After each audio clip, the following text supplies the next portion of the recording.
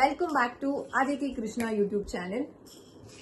ಏನಪ್ಪ ಆಕ್ಟಿವಿಟಿ ಇವತ್ತು ಅಂತಂದ್ರೆ Aditi, 1 second. Pouring activity. S,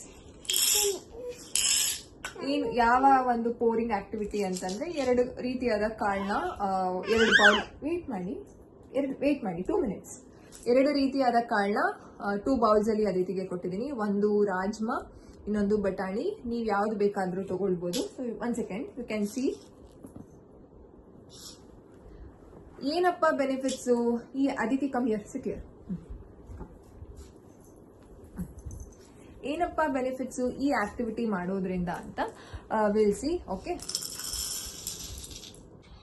ಈ ಒಂದು ಪೋರಿಂಗ್ ಆಕ್ಟಿವಿಟಿನ ಮಕ್ಕಳು ಮಾಡೋದ್ರಿಂದ ತುಂಬಾ ಬೆನಿಫಿಟ್ಸ್ ಇದೆ. ಏನಪ್ಪ ಬೆನಿಫಿಟ್ಸ್ ಅಂತಂದ್ರೆ ಮಕ್ಕಳಿಗೆ 2 ಹ್ಯಾಂಡ್ ಕೋಆರ್ಡಿನೇಷನ್ ಚೆನ್ನಾಗಿ ಬರುತ್ತೆ. ಅದಿತಿ ಪೋರ್ 2 ಹ್ಯಾಂಡ್ ಕೋಆರ್ಡಿನೇಷನ್ ಅಂತಂದ್ರೆ ಒಂದು ಕೈಯಿಂದ ಇನ್ನೊಂದು ಕೈಗೆ ಅಂತಂದ್ರೆ ಇನ್ನೊಂದು ಬೌಲ್ಗೆ ಟ್ರಾನ್ಸ್ಫರ್ ಮಾಡೋದು. ಈಗ Aditi bowl ಇಟ್ಕೊಂಡಿಲ್ಲ.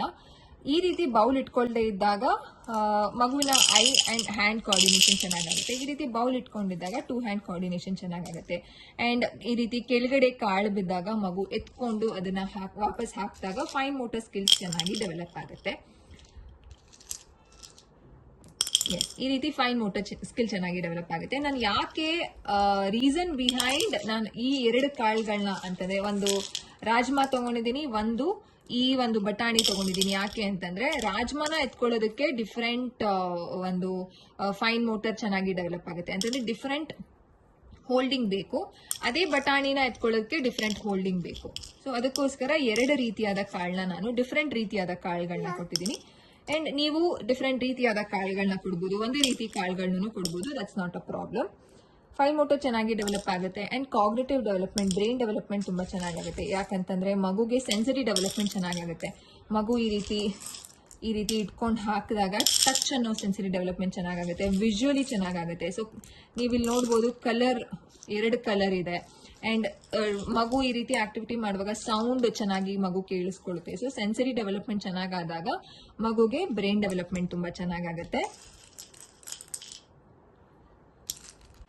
So fine motor ಚೆನ್ನಾಗಿ ಡೆವಲಪ್ ಆಗುತ್ತೆ, ಕಾಗ್ನಿಟಿವ್ ಚೆನ್ನಾಗಿ ಡೆವಲಪ್ ಆಗುತ್ತೆ, ಅಂಡ್ ಗ್ರಾಸ್ ಮೋಟರ್ ಸಹ ಚೆನ್ನಾಗಿ ಡೆವಲಪ್ ಮಾಡಬಹುದು.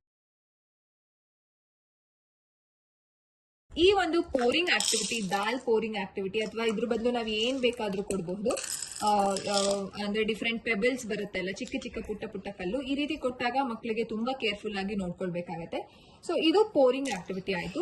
ಇದೇ ಒಂದು ಆಕ್ಟಿವಿಟಿಯಲ್ಲಿ ನಾವು ಇನ್ನೊಂದು ಲೆವೆಲ್ ನ ಇಂಟ್ರೊಡ್ಯೂಸ್ ಮಾಡಬಹುದು. ಅದು ಯಾವುದು ಅಂತಂದ್ರೆ ಒಂದು ಬೌಲ್ಗೆ ಕಂಪ್ಲೀಟ್ ಈ ಕಾಳುಗಳನ್ನ ಹಾಕಿ ಈಗ ಮಗುಗೆ ಸೆಪರೇಟ್ ಮಾಡು, ಸಾರ್ಟಿಂಗ್ ಆಕ್ಟಿವಿಟಿ ಅಂತ ಕನ್ವರ್ಟ್ ಮಾಡಬಹುದು. ಯಾವ ರೀತಿ ಅಂತಾನೆ ನಾನು ಇದಕ್ಕೆ ರಾಜ್ಮಾ ಹಾಕ್ತಾ ಇದೀನಿ. ಅದಕ್ಕೆ ಸಾರ್ಟಿಂಗ್ ಮಾಡೋಣ, ಓಕೆನಾ? ಇದಕ್ಕೆ ಬಟಾಣಿ ಹಾಕ್ತಾ ಇದೀನಿ, ಓಕೆನಾ? ವೇಟ್ ಮಾಡಿ. ಪೋರಿಂಗ್ ಅಲ್ಲ, ಇದು ಸಾರ್ಟಿಂಗ್. ಇದಕ್ಕೆ ರಾಜ್ಮಾ ಹಾಕಿ. ಎಸ್, ಸರಿ ಕೂತ್ಕೊಳ್ಳಿ ನೀವು. ಎಸ್, ರಾಜ್ಮಾ ಇದಕ್ಕೆ ಹಾಕಿ. ಇಲ್ಲಿ ರಾಜ್ಮಾ ಹಾಕ್ಬೇಕು, ಇಲ್ಲಿ ಬಟಾಣಿ ಹಾಕ್ಬೇಕು. ಇಲ್ಲಿ ತಗೊಳ್ಳಿ, ಇಲ್ಲಿ ಇಟ್ಟಿರ್ತೀನಿ ನಾನು. ರಾಜ್ಮಾ ಇಲ್ಲಿ ಹಾಕಿ, ಬಟಾಣಿ ಇಲ್ಲಿ. ರಾಜ್ಮಾ ಎತ್ಕೊಳ್ಳಿ. ರಾಜ್ಮಾ ಒಂದು ರಾಜ್ಮಾ ಎತ್ಕೊಳ್ಳಿ. ಪೋರಿಂಗ್ ಅಲ್ಲ, ಇದು ಪೋರಿಂಗ್ ಅಲ್ಲಪ್ಪ. ಇಲ್ಲಿ ರಾಜ್ಮಾ ಬಟಾಣಿ ನೀವ್ ಎತ್ಕೊಳ್ಳಿ. ರಾಜ್ಮಾ ಎತ್ಕೊಳ್ಳಿ. ರಾಜ್ಮಾ ಬಟಾಣಿ ಬಟಾಣಿ ಎಲ್ಲ ಹಾಕ್ಬೇಕು. Very good. Rajma, good job.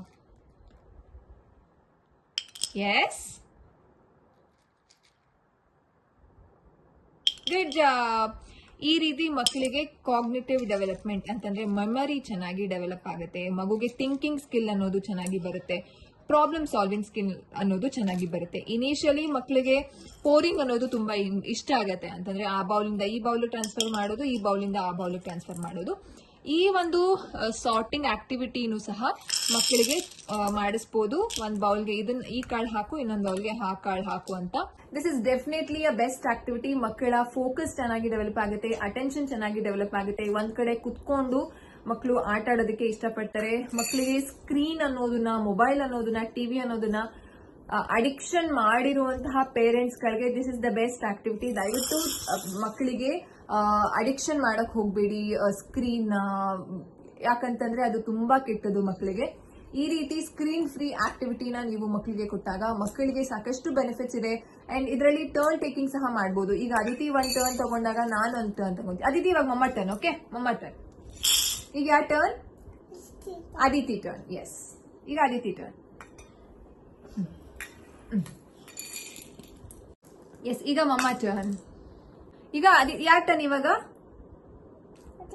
Aditi turn ಅಥವಾ ಮಮ್ಮ ಟರ್ನ್? ಮಮ್ಮ ಟರ್ನ್. ಓಕೆ, ಈಗ ಅದಿತಿ ಟರ್ನ್. ಎಸ್, ಈಗ ಯಾರ ಟರ್ನ್? ಅದಿತಿ ಟರ್ನ್. ಈಗ ಮಮ್ಮ ಟರ್ನ್. ಗಿಮಿ ಫಾಸ್ಟ್. ಯಾರ ಟರ್ನ್ ಈಗ? ಯಾರ ಟರ್ನ್ ಈಗ? ಮಮ್ಮ ಟರ್ನ್.